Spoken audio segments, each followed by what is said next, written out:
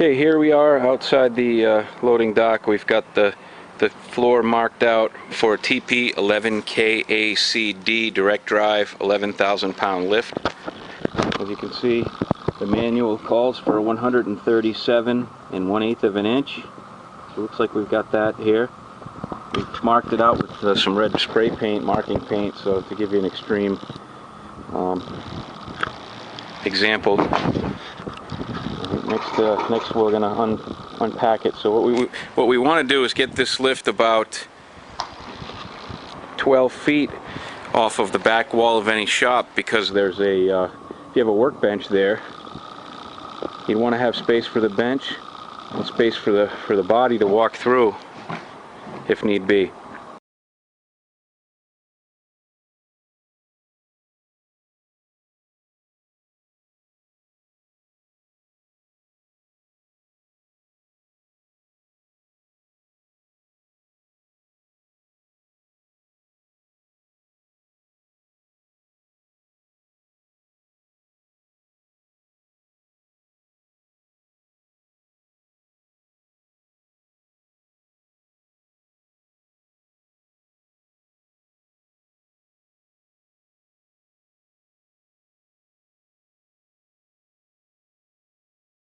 So the idea here is you're setting up the piston before you install it in the column. Correct. You install the pistons in the columns before you stand them up. Correct. Got Much easier. Much easier?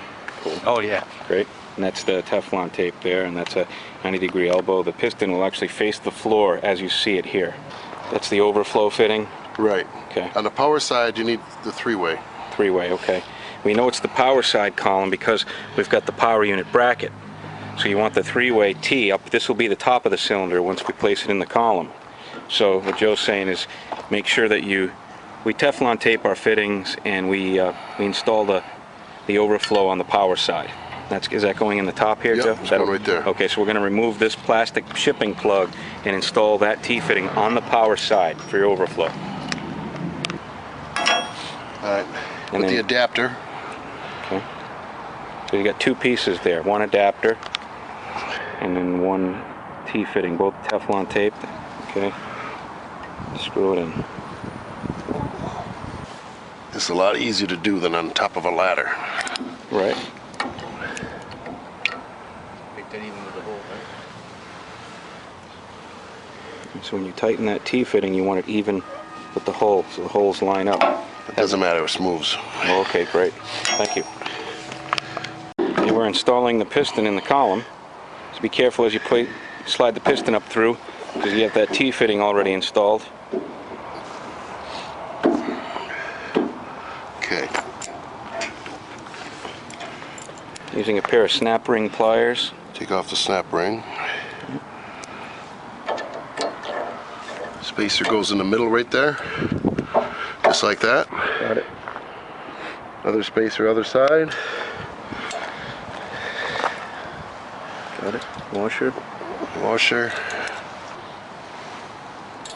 So this lift came in on a freight damage run, so we're using it as an example. So if you get a lift from us, you more than likely won't see Okay. this kind of damage. Thank you. That's installed. Piston is in. You scroll down to the other end here, 90-degree elbow. Now we're going to attach the piston. Okay, we're going to extend the piston and attach it to the bottom of the carriage before we actually hoist the lift into position. We're connecting the end of the hydraulic cylinder to the carriage. Watch it. I'm going to step back, let these gentlemen do this.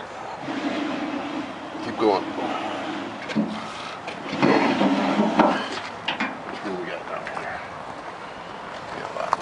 Okay, you might have to go on the other side. Yep.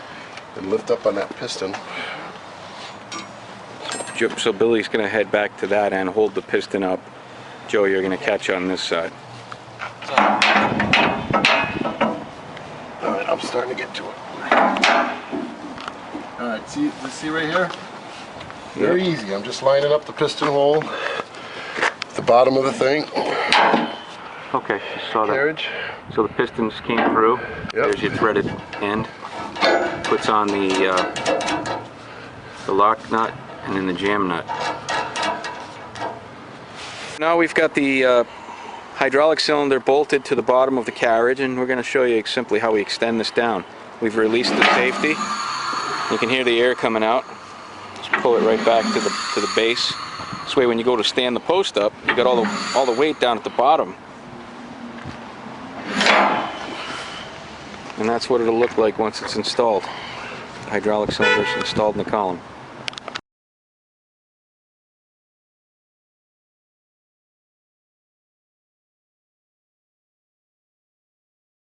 Ready? Yep. 3/4 inch carbide masonry auger on a rotary hammer. Okay, so now we have a hole drilled. What we like to do is put one bolt in right away, and then that'll hold the column in position for us. That way if we bump into it or something, so we do that right away. So Billy's going to demonstrate this now. Just wear your safety goggles.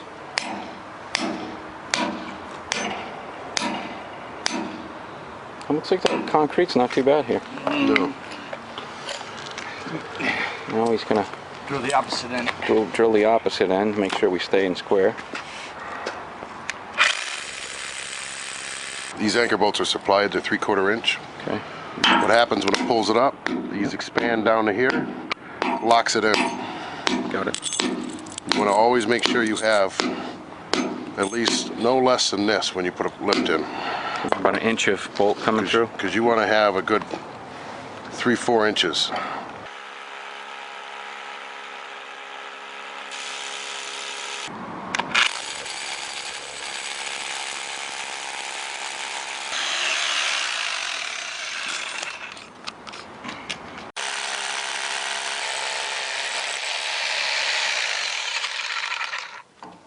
So when you get around the side of the lift, you drill the center hole.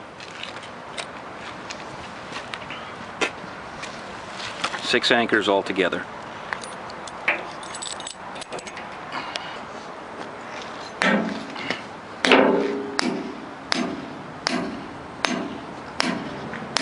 This is some good concrete here. Doesn't look that great, but it is. It's alright.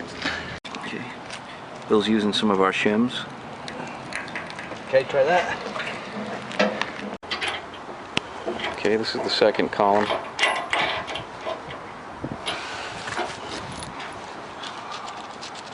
Same drill as last time. Installing the bolts. Bolts facing down, inward. Two bolt holes open at the top. This way you can attach the crossbeam. The bolts will pass straight through. Billy's installing the 90-degree elbow in this cylinder. And Bill's installing the overflow 90 in the offside cylinder.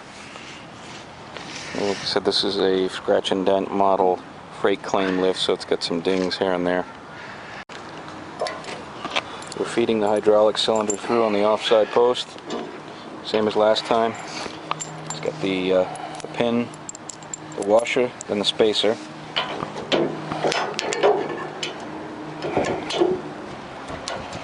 Hands crooked. There you go. Okay. Ready? Mm-hmm.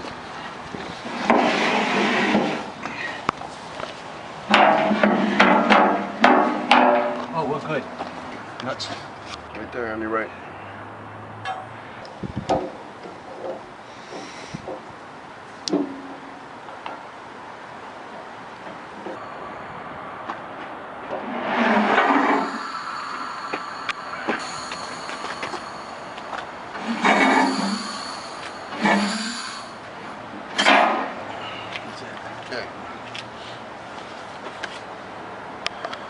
Okay, we have the offside post in position.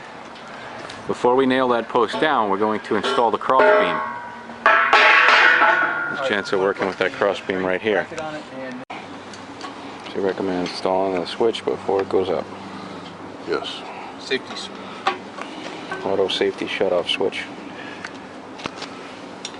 Alright, we're installing the top beam Usually 2 ladders will do it, but we have a forklift, so Saturday we're saving our backs.